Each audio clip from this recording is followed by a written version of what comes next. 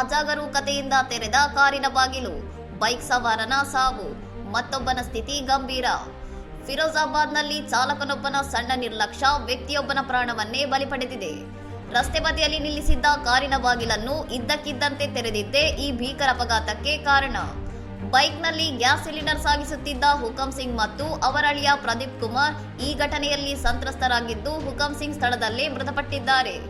ಬೋಧಾಶ್ರಮದ ಬಳಿ ಬೈಕ್ ಸಾಗಿಸುತ್ತಿದ್ದಾಗ ಚಾಲಕ ಹಿಂದೆ ಬರುವ ವಾಹನಗಳನ್ನು ಗಮನಿಸದೆ ಹಠಾತ್ತನೆ ಬಾಗಿಲು ತೆರೆದಿದ್ದಾನೆ.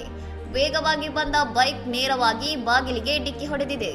ಡಿಕ್ಕಿಯ ರಭಸಕ್ಕೆ ಇಬ್ಬರು ಸವಾರರು ರಸ್ತೆಗೆ ಎಸೆಯಲ್ಪಟ್ಟಿದ್ದು, ಪ್ರದೀಪ್ ಕುಮಾರ್ ಗಂಭೀರವಾಗಿ ಗಾಯಗೊಂಡಿದ್ದು ಹೆಚ್ಚಿನ ಚಿಕಿತ್ಸೆಗಾಗಿ ಅವರನ್ನು ಆಗ್ರಾಕ್ಕೆ ರವಾನಿಸಲಾಗಿದೆ.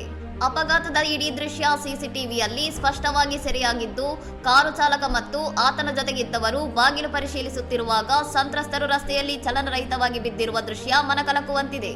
ಉತ್ತರ ಪೊಲೀಸ್ ಠಾಣೆಯ ಪೊಲೀಸರು ಪ್ರಕರಣ ದಾಖಲಿಸಿಕೊಂಡಿದ್ದು, ವೈರಲ್ ಆಗಿರುವ ಸಿಸಿಟಿವಿ ದೃಶ್ಯಾವಳಿಗಳ ಆಧಾರದ ಮೇಲೆ ಮುಂದಿನ ಕಾನೂನು ಕ್ರಮಕ್ಕೆ ಮುಂದಾಗಿದ್ದಾರೆ.